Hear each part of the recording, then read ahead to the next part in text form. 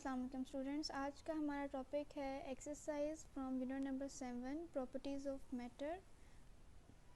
इससे पहले लेक्चर में हमने इसके जो स्टार्टिंग क्वेश्चंस हैं वो किए थे। क्वेश्चन नंबर 5 करेंगे हम पार्ट 2 में। Can we use a hydrometer to measure the density of a milk?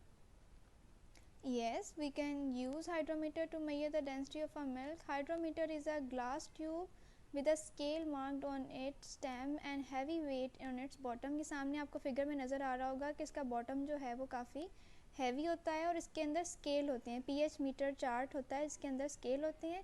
It's partially immersed in a liquid, the density of which it is to be measured. One type of hydrometer is used to measure the concentration of acid in a battery. It is called the acid meter. ये सामने जो आपको नज़र आ रहा है ये acid metre है, जो किसी भी बैटरी के अंदर अगर आप इंसर्ट करें तो आप वहाँ पे उसकी जो पीएच है वो मेजर कर सकते हैं उस बैटरी की। अच्छा, उसके बाद हमारे पास क्वेश्चन नंबर है 7.6। Define the term pressure. The force acting normally per unit area on the surface of a body is called the pressure. Pressure is equal to force divided by area. Pressure को P से represent करते हैं, force को F से और area को A से। So P is equal to F divided by A. Pressure को रिप्रेजेंट करते हैं कैपिटल वी से। So quantity is pressure is a scalar quantity. Unit है इसका in SI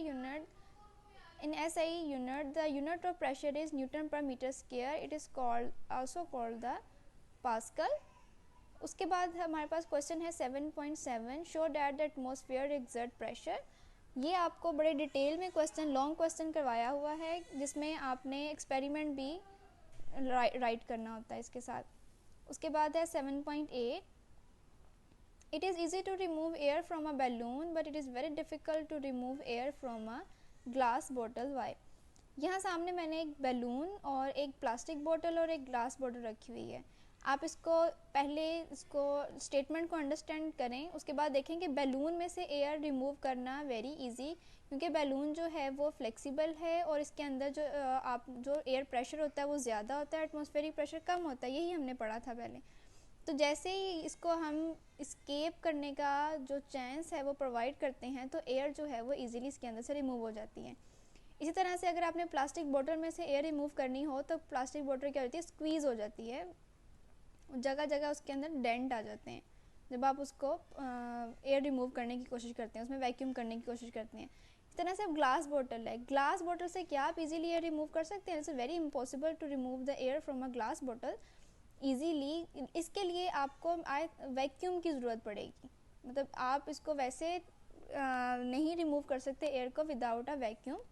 It is easy to remove air from a balloon, but it's very difficult to remove air from a glass bottle because the atmospheric pressure acts more easily on a balloon as compared to the glass bottle. So emptying air is easier from the balloon than a glass bottle. Okay, what is a barometer? Question number 7.9. The instrument used to measure atmospheric pressure is called the barometer. One of the simple barometer is mercury barometer. It consists of a glass tube 1 meter long close at its and. ये सामने हमारे पास एक barometer है, mercury barometer. इसके bottom पे जहाँ पे आपको ये ग्लास नज़र आ रहा है यहाँ पे मर्करी फिल किया जाता है और उसके बाद मर्करी जो है वो आहिस्ता आहिस्ता ऊपर की तरफ मूव करना शुरू करती है और ये पोजीशन जाती है 76 मिलीमीटर Hg तक जो है ये मूव करती हैं। Okay, why water is not suitable to be used in a barometer. अच्छा, यहाँ पे आपने डेंसिटीज़ को मेजर करना है, मरकरी की डेंसिटी और वाटर की डेंसिटी को कंपेयर करना है। वाटर की डेंसिटी जो है वो मरकरी की डेंसिटी से कम है। मरकरी जो है वो डेंसर लिक्विड्स में आती है, जैसे 13.6 time denser then water. So atmospheric pressure can hold vertical column of a water about 13.6 time the height of a mercury column at a place.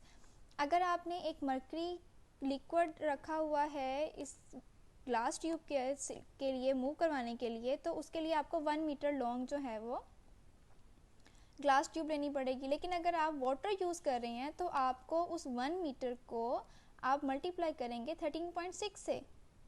उसके बाद फिर आप जो आपके पास 6 मल्टीप्लाई 0.760 जितना वो ऊपर की तरफ लिफ्ट कर रहा है, तो आंसर आएगा आपका 10.336 मीटर आपको लॉन्ग जो है वो ग्लास ट्यूब लेनी पड़ेगी अगर आपने वाटर बैरोमीटर यूज़ करना है तो। दिस इज़ नॉट पॉसिबल, ये इतना आसान नहीं है 13.336 मीटर जो है लॉन्ग बैरोमीटर यूज़ करना। So at sea level, vertical height of water column would be 0.76 meter multiply 13.6 is equal to 10.34 meter.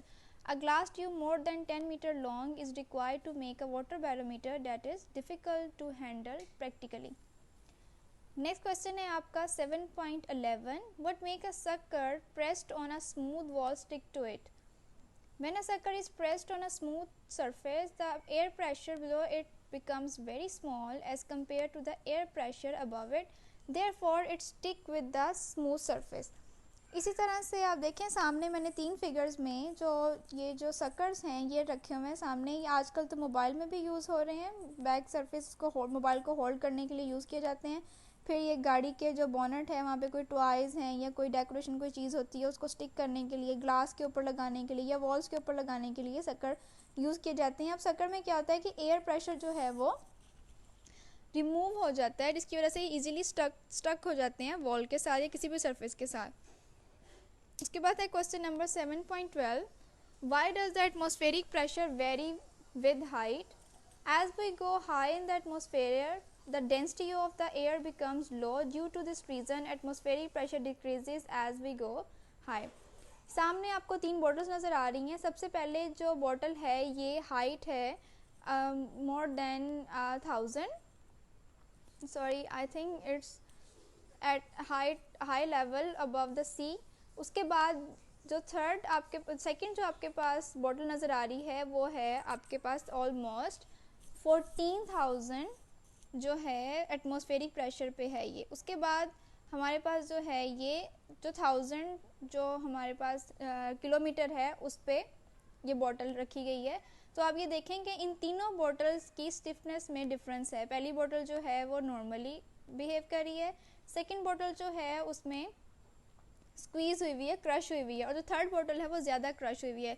इसका मतलब है कि उनका जो एटमॉस्फेरिक प्रेशर है वो जो थर्ड बॉटल है उस पर सबसे ज़्यादा एक्ट कर रहा है, तो वो थोड़ा सी लेवल के से ग्राउंड लेवल पे आ जाता है। इसका मतलब है कि उसमें एटमॉस्फेरिक प्रेशर क्या है, कम है, जिसकी वजह से वो स्क्वीज़ कर गई है। Thank you. This is your second part of the exercise, और आपने इसको अच्छे तरीके से राइट करना है और लर्न करना है इसको।